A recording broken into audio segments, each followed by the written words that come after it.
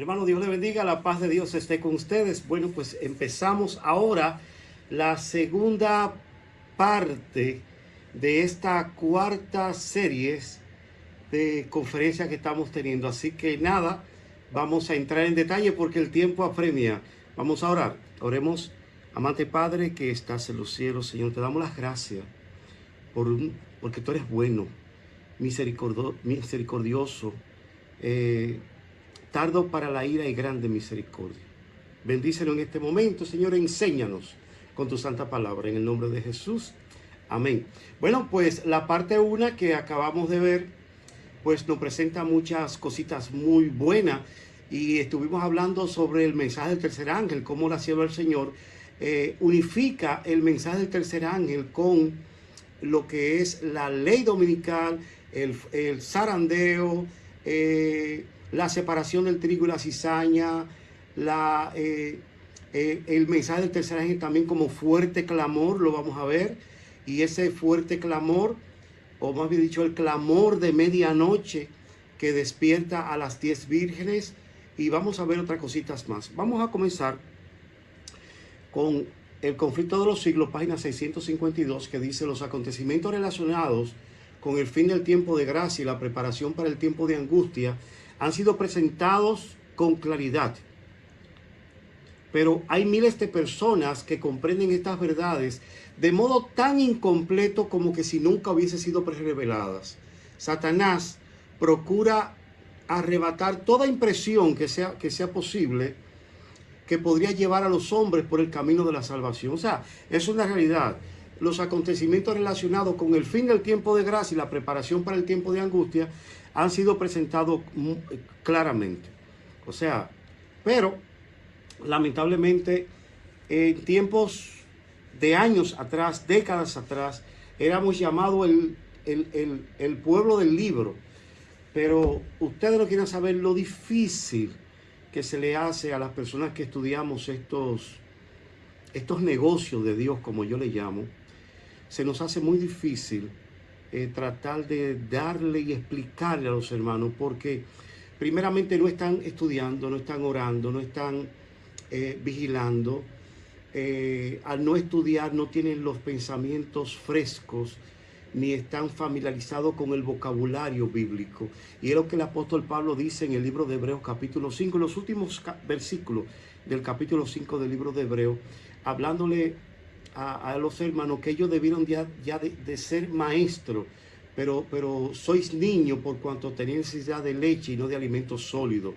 Alimento sólido es aquel alimento que está diseñado para las personas que, como él mismo explica, que tienen el uso claro de la palabra de Dios. Lo tienen claro porque leen la palabra de Dios. Pero aquellas personas que no leen, que no estudian, son inexpertos en la palabra, en el discernimiento tanto del bien como del mal. Y son niños y necesitáis de leche y no de alimento sólido. Esto que estamos y vamos a dar y que hemos dado es alimento sólido, hermano mío. Hay otra parte que dice: estamos viviendo ahora en el gran día de la expiación, cuando en el servicio simbólico el sumo sacerdote hacía la propiciación por Israel. Todos deberían afligir sus almas, arrepintiéndose de sus pecados y humillándose ante el Señor. Si no querían verse separados del pueblo, eso era algo que tenían que hacer ellos. Apartarse y humillarse. De la misma manera, todos los que desean que sus nombres sean conservados en el libro de la vida deben ahora, en los pocos días que les queda a este tiempo de gracia, afligir sus almas ante Dios, y con verdadero arrepentimiento y dolor por sus pecados hay que escudriñar hondo y sinceramente el corazón. Hay que deponer el espíritu liviano y frívolo al que se entregan tantos cristianos de profesión. Empeñada lucha espera a aquellos que quieren subyugar las malas inclinaciones que tratan de dominar. La obra de preparación es obra individual, no es comunal, es individual, uno a uno. No somos salvados en grupo. La pureza y la devoción de uno no suplirá la falta de estas cualidades en otro. Si bien todas las cualidades, todas las naciones deben pasar en juicio ante Dios. Sin embargo, Él examinará el caso de cada individuo de un modo tan rígido y minucioso como que si no hubiese otro ser en la tierra. ¡Wow! Cada cual tiene que ser probado y encontrado sin mancha, ni arruga, ni cosa semejante. Qué declaración más tremenda, hermano. Qué declaración tenemos ahí. O sea que cada caso Dios lo tiene como, y lo analiza como que si es la última persona y es la única persona en la tierra. Ya que estamos viviendo en el gran día de expiación. Cristo entró en el año de 1844 al lugar santísimo y desde esa fecha está haciendo una obra de expiación a favor del hombre. No para salvar el hombre, porque el hombre es salvo. El hombre fue salvo en la cruz del Calvario. No para salvar al hombre. El Señor entró en el lugar santísimo para expiar a su pueblo. Y el momento de la expiación es la reconciliación de Dios con el hombre, hermano. Dios necesita que tú y yo nos reconciliemos con Él. ¿Y cómo nos reconciliamos? Nos reconciliamos con Dios cuando dejamos el pecado, dejamos la vida frívola en la cual vivimos una doble vida.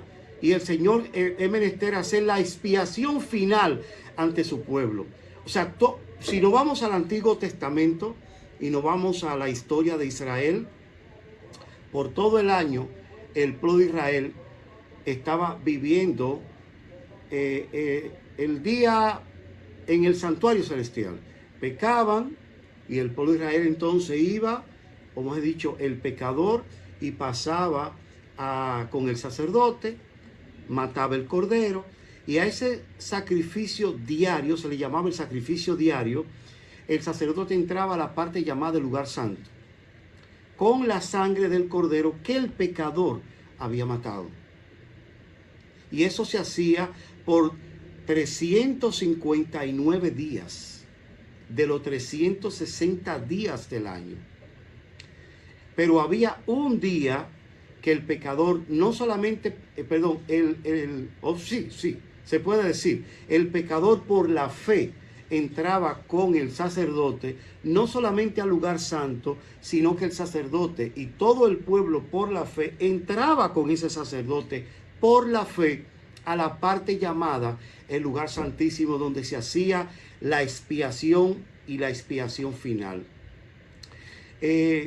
Vemos ahí que en todo el año el pecador confesaba sus pecados y trataba de dejar el pecado, confesando su pecado y recibiendo perdón de la culpa, porque el pecador, cuando llegaba ante el sacerdote en el sacrificio diario que se hacía por la mañana a las 9 de la mañana y por la tarde a las 3 de la tarde, a eso se le llamaba sacrificio diario. Mañana y tarde era el sacrificio, y el sacerdote iba buscando reconciliación con Dios, y el Señor le perdonaba de la culpa. Ya ese pecador no era culpable, porque venía una ofrenda que era sacrificada por el pecador. Ese cordero que se sacrificaba mañana y tarde representaba el pago del pecado, de la culpa. Ya el pecador, por ejemplo, vamos a ponerle Pedro, ya Pedro no era visto como pecador, aunque sí era visto como pecado. Por eso Cristo se hizo pecado por nosotros. Y la palabra pecado por nosotros es maldad. Es lo mismo que pasó en el Edén. En el Edén, Dios le dice a nuestros padres, a Adán y Eva: mira, vosotros, si tú comes del árbol de la ciencia del bien y del mal, pues entonces vas a morir. Adán pecó, y murió 950 años después. ¿Qué pasó? ¿Falló el Señor?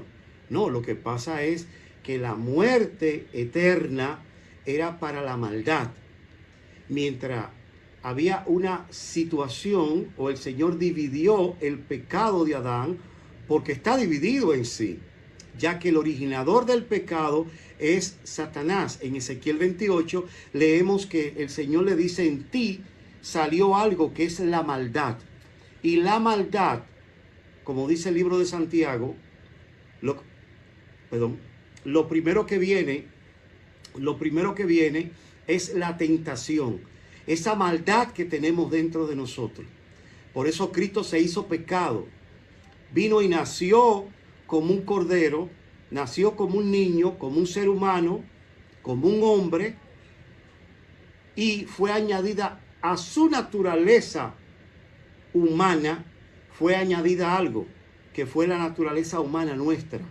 O sea, el viejo hombre que Pablo presenta en Romanos capítulo 7. Cuando tú unificas todos estos conceptos, entonces te das cuenta que cuando Adán pecó, Adán no murió de una vez, porque Adán pecó como resultado de la maldad que tenía dentro de sí. La maldad que adquirió cuando él decidió pecar. Adán no nació pecador, Dios no lo creó pecador. Dios no creó a Adán como una persona adúltera, fornicaria. No. Adán no nació con una naturaleza pecaminosa. Adán nació con una naturaleza no pecaminosa. Adán pecó porque él quiso pecar, pero no la tenía dentro de sí, como Santiago nos presenta, como Santiago nos dice, en la cual tú y yo nacemos con la naturaleza pecaminosa después de la caída. Adán tenía una naturaleza antes de la caída, antes del pecado, sin pecado. No tenía una naturaleza pecaminosa. Sin embargo, cuando Cristo viene y nace por nosotros, Cristo nació, se le añadió a él una naturaleza pecaminosa. Por eso dice que en la carne, ¿qué es la carne? Nuestra naturaleza pecaminosa en la carne venció al pecado. Cristo venció el pecado en la carne, no pecó. Se mantuvo limpio y puro, no porque tenía una naturaleza no pecaminosa, porque no la tenía. Cristo adoptó la naturaleza pecaminosa de Adán después del pecado. Y en esa naturaleza venció el pecado. Entonces, cuando Adán pecó, Dios le dijo: mira, tú eres culpable, porque en ti hay una maldad que tú la adquiriste cuando decidiste pecar. Y con esa maldad contaminaste todo el universo que yo creé para ti, este microcosmo que el Señor le hizo a nuestros padres, Adán y Eva. Un microcosmo lleno de su gracia, lleno de su misericordia, lleno de su amor, lleno de su bondad. Y aquí puso esa pareja. Ahora, ¿cómo creó Dios a nuestros padres, a Adán principalmente? Bueno, Dios el Padre toma lodo, hace el muñeco, forma el muñeco, lo hace a imagen de Cristo, y el Espíritu Santo sopla en su nariz y le da vida. Ahí está la divinidad actuando, la deidad divina actuando y presentándole al universo para que entiendan cómo es la deidad, cómo es la divinidad del Padre, la divinidad del Hijo y la divinidad del Espíritu Santo, que actúan los tres unidos y forman al hombre. No había otra forma de cómo, o otro método de formar el hombre. Si Dios hubiese dicho: hagamos al hombre a mi imagen, o sea, la imagen del Padre, que no se había despojado a sí mismo, ni a la imagen del Espíritu Santo, que no se despojó a sí mismo, contrario a la imagen de Cristo, que sí se despojó a sí mismo, mucho antes de la creación del hombre, mucho antes de toda la creación del universo, como dice el libro de Hebreos capítulo 1, que en el Hijo del Hombre, en Cristo, Dios creó el universo completo. Y que por Él fueron creados y en Él subsisten. O sea, en la palabra de Jesús, es que sostiene todo el universo, hermano. Eso es glorioso. Entonces, cuando nuestros padres pecan, ya había un remedio. Había un remedio porque cuando Cristo se despojó a sí mismo y tomó forma de siervo, estando Él y siendo en forma de Dios. Y vamos a leer ese texto en el versículo capítulo 2 del libro de Filipenses. Filipenses capítulo 2, versículo 5. Y oigan cómo dice: haya pues en vosotros este sentir que hubo también en Cristo Jesús. O sea, fue un sentir que Cristo tuvo. ¿Quién lo tuvo? Cristo Jesús. Tuvo un sentir. O sea, que después que Él hizo realidad su sentir, no fue que Él fue Cristo Jesús. Él fue Cristo Jesús antes del sentir. Antes de sentir el deseo de hacer algo. El cual, siendo en forma de Dios. Esa palabra forma, tómele sentido. No estimó ser igual a Dios. O sea que la forma de Dios es ser igual a Dios, como a cosa que aferrarse, sino que se despojó a sí mismo, tomando forma de siervo. O sea que a la forma de Dios, en la cual Él tiene, Él añadió otra forma.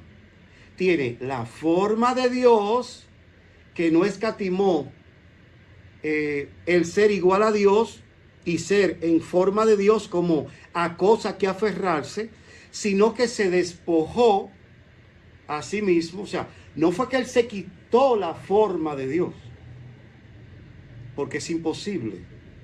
Su naturaleza es ser Dios, sino que se despojó a sí mismo, tomando forma de siervo. A esa forma de Dios, Cristo le añadió una naturaleza en forma de siervo y la unió. Ahora, dice que siervo fue hecho semejante a los hombres. O sea, y siervo es sujeto ¿a qué? A esclavitud, porque la palabra siervo es esclavo. ¿Y cómo tú y yo somos esclavos? Mediante el pecado, dice la palabra de Dios. Por cuanto todos pecaron y están destituidos de la gloria de Dios. Y la palabra de Dios presenta que un siervo, un esclavo, es sujeto a su amo, aquel que lo esclavizó, aquel que le debe, aquella persona que por la cual él está sujeto. Nosotros estábamos sujetos por nuestros pecados a nuestro padre Satanás, dice el apóstol Pablo. Pero ahora vino Cristo y venció el pecado con nuestra naturaleza pecaminosa, cogiendo un acta y clavándole en la cruz ante todo el vasto universo, o sea, todos nuestros pecados, clavándole en la cruz, diciendo ya el hombre es libre. No solamente por redención, sino por creación, porque yo creo en él una nueva criatura. ¿Acaso no le dijo él eso a Nicodemo? Mira, Nicodemo, si tú quieres entrar al reino de los cielos, pues tendrás que ser como un niño. Ay, Señor, pero ya soy una persona adulta, ¿y cómo me voy a meter de nuevo en la cabeza, en el vientre de mi mamá? Es algo ilógico. Pero él lo que le estaba diciendo es que tiene que nacer de nuevo. O sea que la naturaleza pecaminosa que tenemos tiene que morir y nacer un hombre nuevo mediante las aguas del bautismo, que es la resurrección. Entonces ya Abraham mi persona, ya yo soy una persona nueva en Cristo, ya yo no mato, ya yo no robo, no adultero, no blasfemo, no incumplo, no hago todas las cosas de lo que hacen los gentiles, ni lo que hacía yo antes. Porque ya hay un antes y hay un después, una nueva criatura en Cristo Jesús. Y ya yo soy nuevo en Cristo Jesús. Entonces el Señor me compró como creación en la cruz del Calvario, porque creó en mí, puso las facultades mediante el Espíritu Santo y abrió la puerta para que el taller de maestro forme en mí un nuevo hombre. No el viejo hombre que yo tenía de pecado, de maldad. Pobre de mí, ¿quién me librará de este cuerpo de muerte? Romanos 7, en la cual Pablo vemos ahí un hombre pecaminoso, un hombre que no podía con su naturaleza carnal. Sin embargo, el capítulo 8 nos presenta a un hombre que todo lo puede en Cristo, que sí puedo, porque ya no vivo yo, sino que vive Cristo en mí. Diferente, porque Cristo construye una nueva criatura. Así que Cristo construyó, nos dio a nosotros la oportunidad de ser una nueva criatura en Él. Y nos salvó en la cruz del Calvario, no solamente como creación de Él, sino también como redención de Él. Nos redimió del pecado, y nos limpió, nos purifica, nos santifica, nos justifica con su sangre. Es tremendo. Alabado sea el nombre de Dios. Ahora, el versículo 8 del capítulo 2 del libro de Filipenses es muy importante, porque dice, y estando en la condición de hombre, lo voy a leer completo, se humilló a sí mismo, haciéndose obediente hasta la muerte y muerte de cruz. Aquí vemos, si vemos el texto como está escrito, dice que se hizo obediente hasta la muerte y muerte de cruz. O sea, la muerte eterna es lo que está diciendo. Ahora, ¿cómo más? Se humilló a sí mismo. Ahora, ¿cómo él se humilló? Haciéndose obediente hasta la muerte, hermano. Hasta la muerte y muerte de cruz. Ahora, hay una palabra en el versículo 8 que dice, y estando en la condición de hombre. Esa palabra condición de hombre es allí en el cielo, en la cual Cristo, estando en la condición de hombre en el cielo, porque sabemos bien claro que según Filipenses, Colosenses y mucho más versículos bíblicos, y también el libro de Hebreos capítulo 1, nos presenta que el Hijo del Hombre estaba dispuesto mucho antes de la creación del universo, en crear todo el universo, y que Dios, o sea, Él lo creó todo el universo a través de todo. Entonces, esto es una enseñanza que tanto Cristo como el Espíritu Santo y el Padre le han querido dar al universo.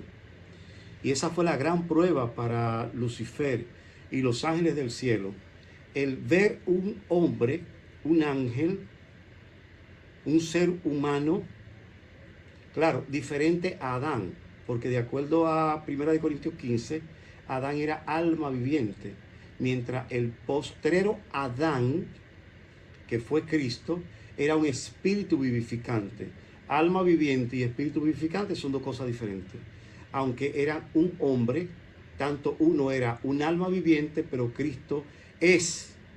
Él se hizo alma viviente cuando nació, pero ahora en el cielo, cuando fue transpuesto, cuando subió al cielo, cuando resucitó como espíritu vivificante, dice Pedro, en la cual ese espíritu vivificante, el Espíritu Santo, en la cual es la esencia de ese ser, ese hombre, ese hijo de hombre que está en el cielo, el cual es Dios sobre todo Dios, y por su palabra fueron creadas todas las cosas, y en él subsisten todas las cosas.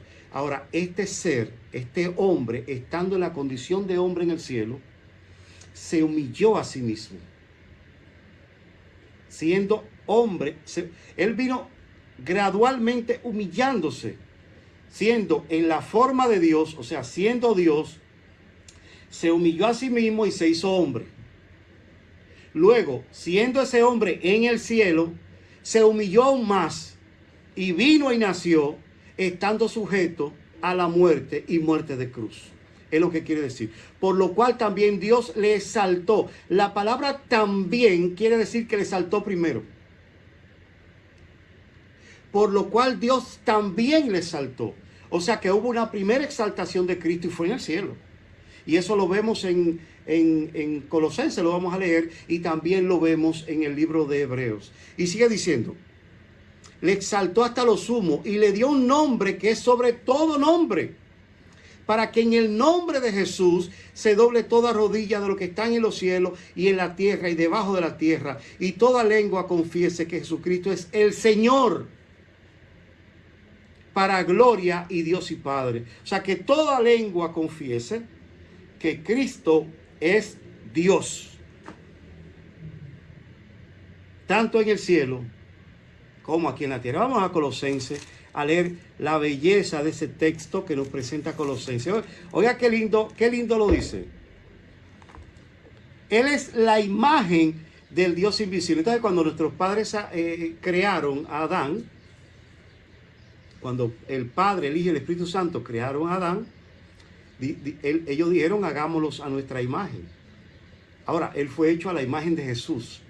Era la única forma de crear a Adán como un hombre, pero espíritu, alma viviente.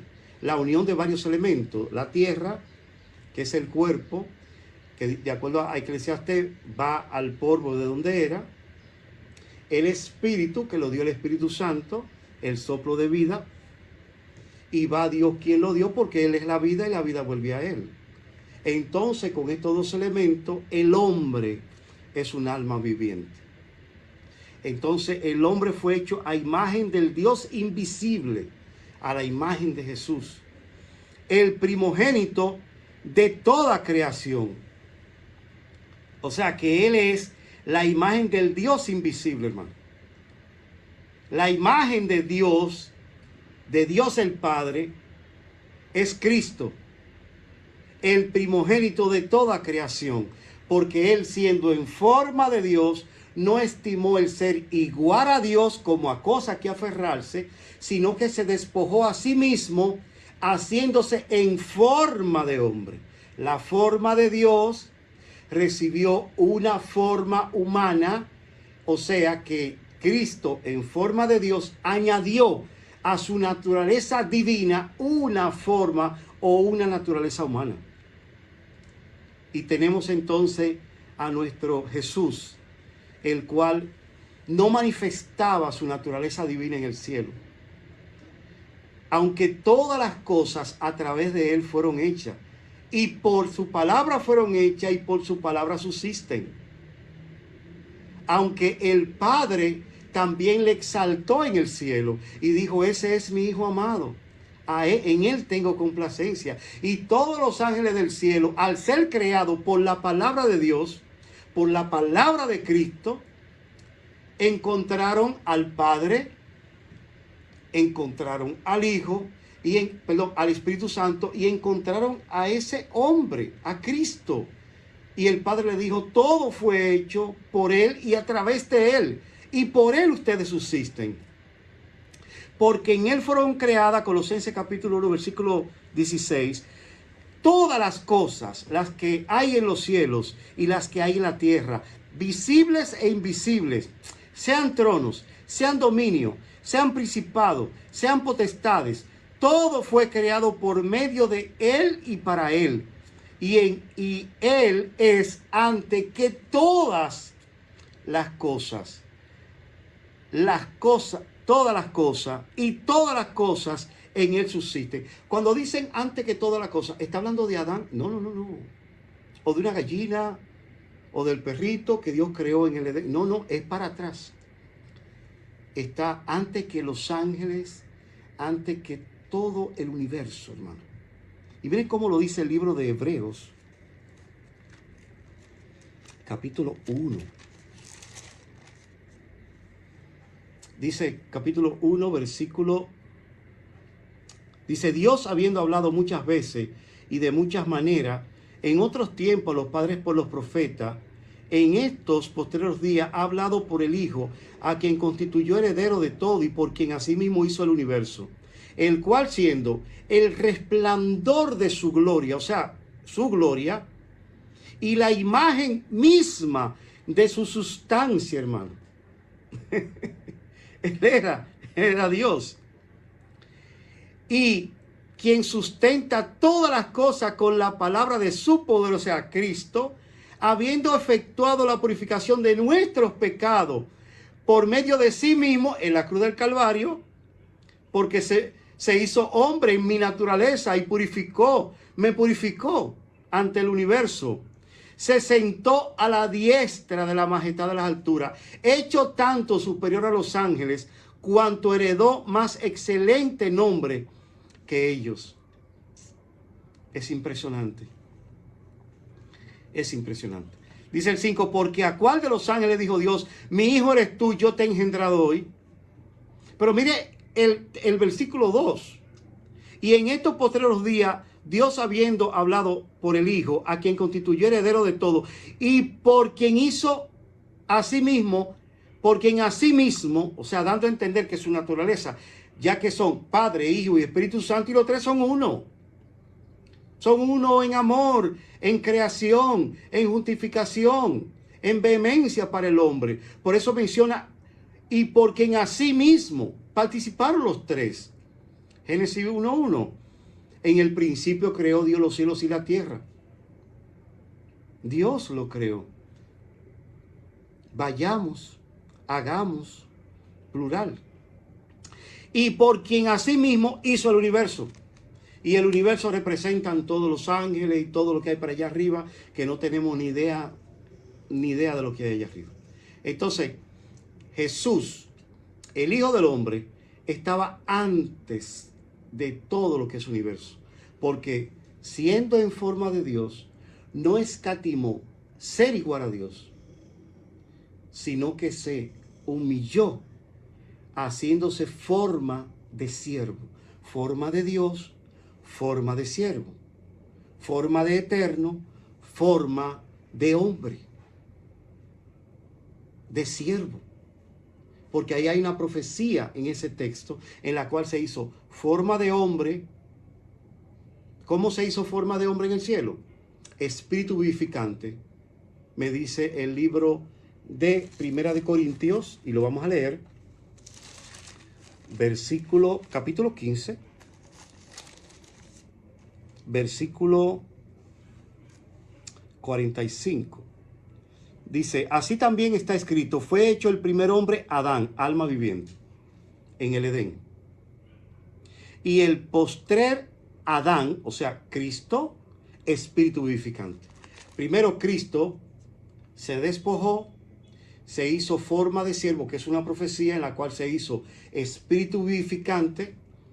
Y luego, como dice Filipenses, capítulo 2, versículo 8, dice, y estando en la condición de hombre, espíritu vivificante, se humilló a sí mismo, pasó entonces a ser alma viviente, como el Adán que fue creado en momento de la creación, y prácticamente la misma forma que tenemos tú y yo, la misma esencia que somos alma viviente. Ahora, ¿cuándo seremos tú y yo espíritu vivificante? Cuando seamos transportados al cielo. Cuando esto mortal se vista de inmortalidad. Entonces el Señor se tomará a sí mismo, dice la Biblia. ¿Por qué a sí mismo? ¿Por qué a sí mismo? Vámonos al libro de 1 Tesalonicenses.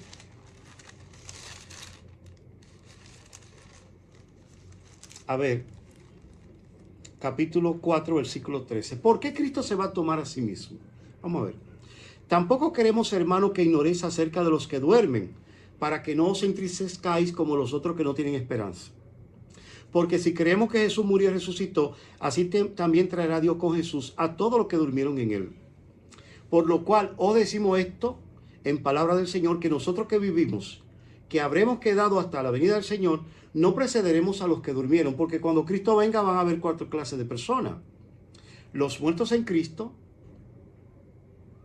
los muertos en pecado, los vivos en Cristo y los vivos en pecado. Porque van a ver los muertos en Cristo que están durmiendo, no van a ser resucitados y se van a ir primero que los vivos en Cristo. Sino, ¿cómo va a pasar? Dice, por lo cual lo decimos esto en palabra del Señor, que nosotros que vivimos, o sea, los vivos en Cristo, que habremos quedado hasta la venida del Señor, no precederemos a los que durmieron en Cristo, o sea, los muertos en Cristo. Preceder es no vamos a ir delante de ellos, ni ellos delante de nosotros. Porque el Señor mismo, con voz de mando, con voz de arcángel y con trompeta de Dios, descenderá del cielo, y los muertos en Cristo resucitarán primero. Cristo vendrá, no pisará tierra, llamará, resucitarán los muertos en Cristo. Resucitarán primero porque hay otros muertos, que aunque no lo dice directamente, pero lo da a entender, porque unos resucitan primero y porque otros resucitan después, que son los otros muertos por los que están en pecado. Y según, si usted lo puede leer, Apocalipsis capítulo 20 dice que los otros muertos, estos otros muertos, no volvieron a vivir hasta que se cumplieron 1000 años, que es la muerte segunda, la muerte eterna. Entonces, luego nosotros los que vivimos, los que hayamos quedado, seremos arrebatados juntamente con ellos en las nubes para recibir al Señor en el aire, y así estaremos con el Señor para siempre. Y Cristo nos dice que me tomaré a mí mismo. ¿Por qué a mí mismo? Porque cuando vayamos ascendiendo al cielo, seremos transformados a su imagen. Seremos transformados a su imagen, y al ser transformado, Cristo ya nos va a transformar de ser un alma viviente a ser un espíritu vivificante. Y seremos transformados a su imagen. ¿Cuál es la imagen que Cristo tiene en el cielo? La de un hombre. La de un ser humano, pero espíritu vivificante, a diferencia de Adán, que era un alma viviente. Por eso Él es llamado el Hijo del Hombre. Él es llamado el Hijo del Hombre en Daniel capítulo 7, versículo 9 en adelante. En el juicio de 1844. No se le dice ahí vino Dios, no, el Hijo del Hombre. Y le hicieron acercar, porque Él está auspiciando ahora mismo un juicio en el cielo. Y comenzó en 1844, que es el juicio investigador. Pero también ese juicio, que es la prioridad, se le llama la expiación. Debemos de identificar esos dos parámetros. Y vamos a hablar más adelante sobre eso. La expiación, que tiene como meta poner el carácter de Cristo en el corazón de cada ser humano. Y dentro de la expiación, de ese día expiatorio, de esos 180 años expiatorios que llevamos, hay un concepto que es el juicio de investigación, en la cual se investigan los caracteres. Pero la prioridad en estos 180 años no es investigar, es expiar. Y lo vamos a ver más adelante. Entonces, ya teniendo esto claro, de la naturaleza de Cristo y todo eso, y cómo fue creado, y la deidad de Cristo, eso es impresionante. Vamos a ver otros textos. En Romanos capítulo 9, versículo 5, para ayudar a los hermanitos, porque yo sé que este material le va a ayudar mucho para hablar sobre la deidad de Cristo. Hay tantos ataques y hay tantas personas hablando en contra de Cristo, y se están poniendo del lado del enemigo, hermano. Se están poniendo del lado del enemigo, porque Satanás odiaba a Cristo, porque él decía, ¿cómo yo brillo más que él y el Padre lo exalta por encima de mí? ¿Cómo es posible? Y había tantas dudas inculcadas por Satanás en el universo, que costó 4000 años explicarle la divinidad, la deidad de Jesús a todo el vasto universo. Y el Señor ha provisto, mediante hombres mortales como nosotros, con nuestro testimonio y la testificación del carácter de Dios en nosotros, presentarle al mundo todas estas verdades. Y dice Romanos capítulo 9, versículo 5. Vamos a leer desde el 4. que son israelitas, de los cuales son la succión de la gloria, el pacto, la promulgación de la ley, el culto y las promesas.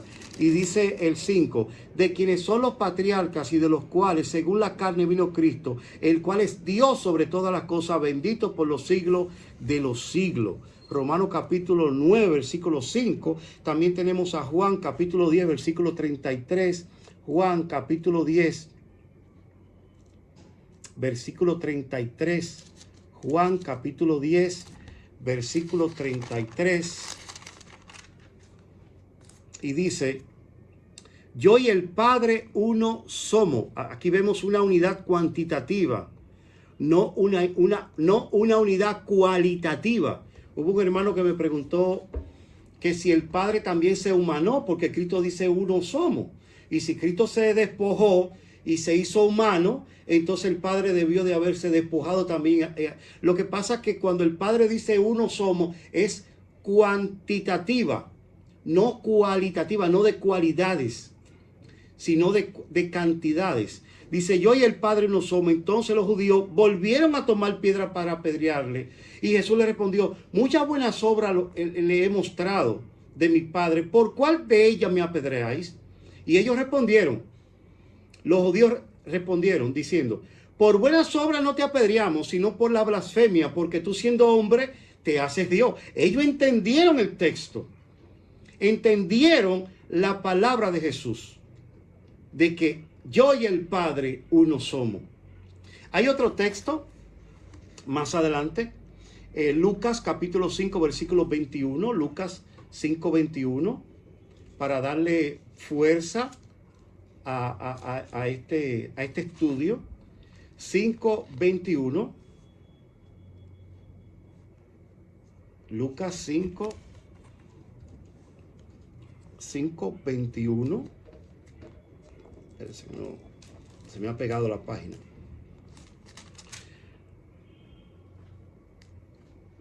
Entonces los escribas y los fariseos comenzaron a cavilar diciendo, ¿quién es este que habla blasfemia, que puede perdonar pecados y no solo Dios? Jesús entonces, conociendo los pensamientos de ellos, respondiendo le dijo, ¿qué caviláis en vuestros corazones? ¿Por qué estáis en vuestros pensamientos? ¿Qué es más fácil decir? ¿Tus pecados son perdonados? O decir, levántate y anda. Pues para que sepáis que el Hijo del Hombre tiene potestad en la tierra para perdonar pecado, dijo al paralítico, a ti te digo, levántate, toma tu lecho, vete a tu casa. No solamente le perdonó, sino que lo limpió. ¿Qué palabra es, hermana? Del versículo 24 dice, pues para que sepáis que el Hijo del Hombre tiene potestad, alabado sea el nombre de Dios. Tremendo. Primera de Timoteo capítulo 2, versículo 5. Primera de Timoteo capítulo 2, versículo 5. Primera de Timoteo capítulo 2, versículo 5. Tremendo, hermano, ¿eh? Qué poder el de Jesús. Y para que sepáis que el Hijo del Hombre tiene poder, tiene potestad, alabado sea el nombre de Dios. Ese texto me ha encantado. Primera de Timoteo capítulo 2, versículo 5. Wow. Me ha llegado ese texto. Dice, porque hay un solo Dios y un solo mediador entre Dios y los hombres, Jesucristo hombre, el cual se dio a sí mismo en rescate por todo, de lo cual se dio testimonio a su debido tiempo, porque hubo un tiempo definido en el cumplimiento de la palabra de Dios. Un solo mediador, alabado sea el nombre de Dios.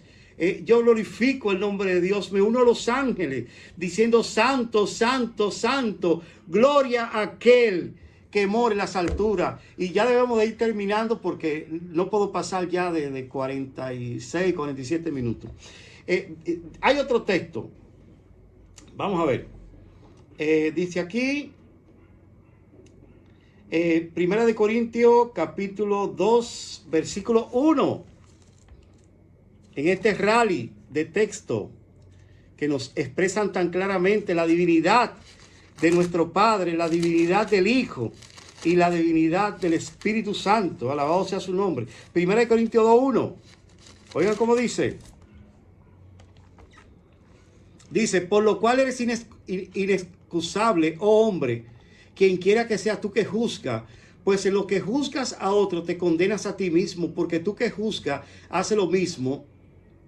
Mas sabemos que el juicio de Dios contra los que practican tales cosas es según la verdad. Y piensa esto, oh hombre, tú que juzgas a lo que te hacen y hace lo mismo, tú escaparás del juicio de Dios.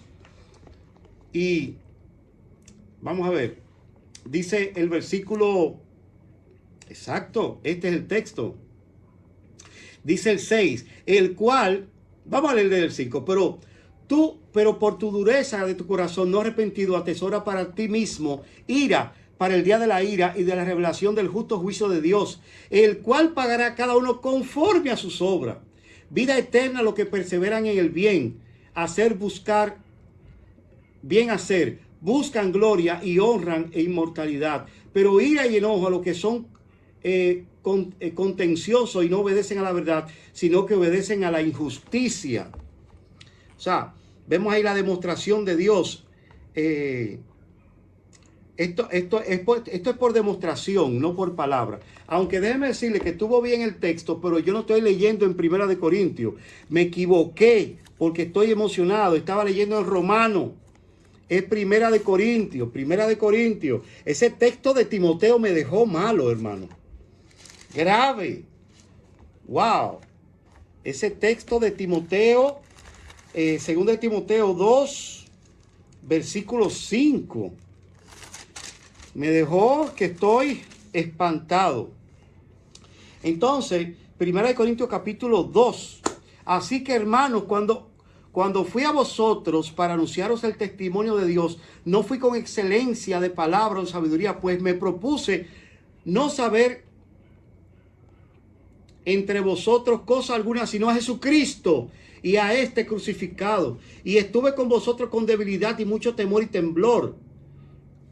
Ni mi palabra ni mi predicación fue con palabra persuasiva de humana sabiduría, sino con demostración del Espíritu y de poder, para que vuestra fe no esté fundada en la sabiduría de hombre, sino del poder de Dios. Ahí vemos la demostración del Espíritu de Dios.